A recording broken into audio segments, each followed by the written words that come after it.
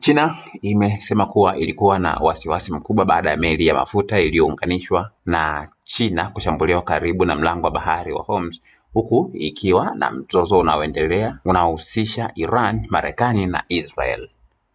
Kuna Wachina ndani ya chombo hicho, lakini hakuna vifo vilivyoripotiwa na wafanyakazi hadi sasa.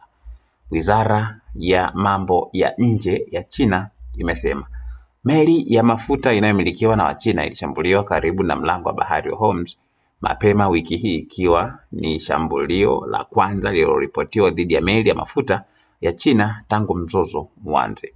Kulingana na Reuters, taa ya meli hiyo ilishika moto wakati wa tukio hilo karibu na pwani ya Falme za Kiarabu.